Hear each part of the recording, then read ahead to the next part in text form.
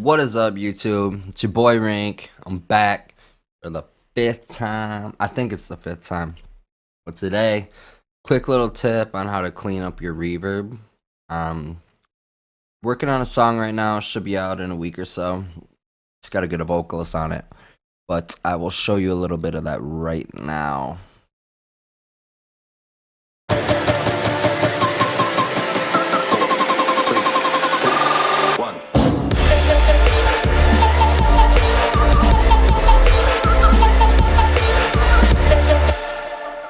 Alright, sounding pretty good. So what I wanted to show you was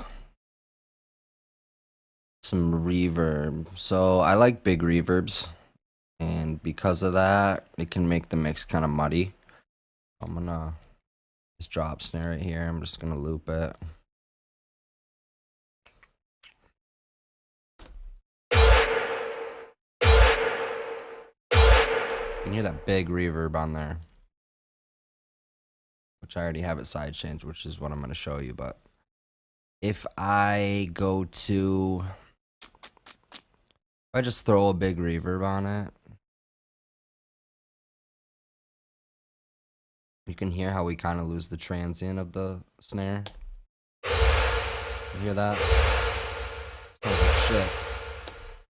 What you can do this with Ableton Reverb too. Just hit Control G, click on your reverb, Control G, hit this little button to expand it. Click on this chain, Control D, or just right click and duplicate.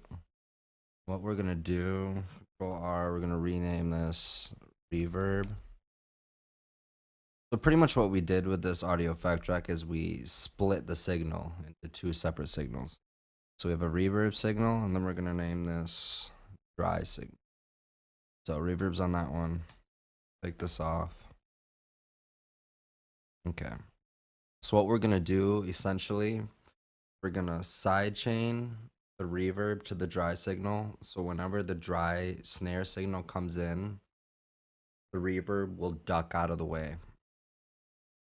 So what we're gonna want to do is go to your audio effects, go to your compressor, put it right after your reverb. We're gonna take this little caret sidechain. Actually gonna rename this group here. Audio effect track reverb. Guys, we hit our sidechain. We're gonna select our input as this dry signal. So whenever that dries, the compressor hears that dry signal, it'll duck the reverb down.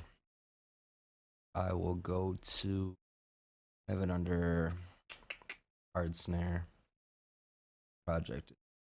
I see. I'll clean it up when I start mixing it up. Hard snare, where are you, buddy?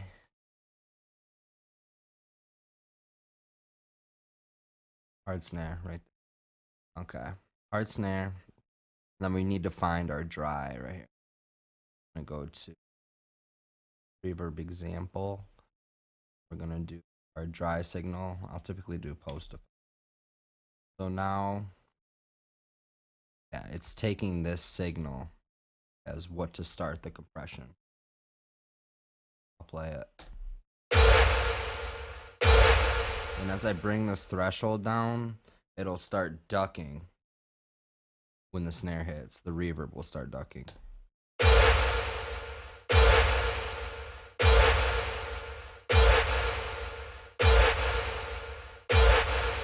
And this GR stands for gain reduction. That's how many dBs of reduction is happening in the reverb when the snare is hitting.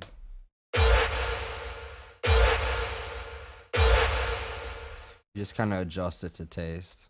Attack, I'll bring that down a little bit. That's just how quickly the compressor will spring into action once that dry signal comes into it.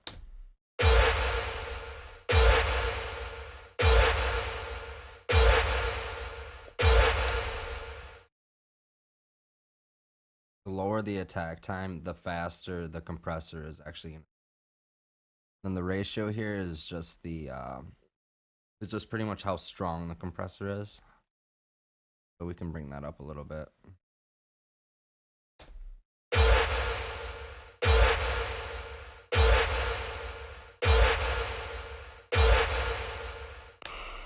And you can already tell just how much more that transient's coming through from that snare. What else you can do? You can EQ the lows out of your reverb too. That typically,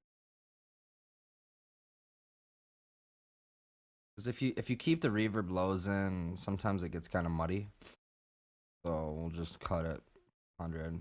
Don't really need too many. You can solo that reverb too.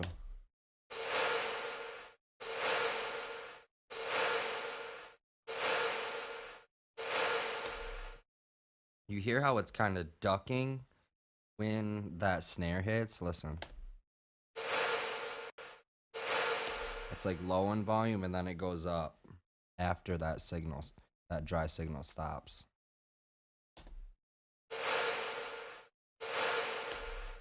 Without that compressor, it would sound like this.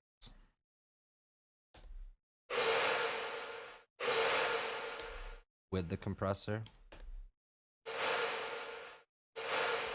So it allows that transient through. Which is what we want, obviously. We want some punchy drums, right? That's what it's all about. All right.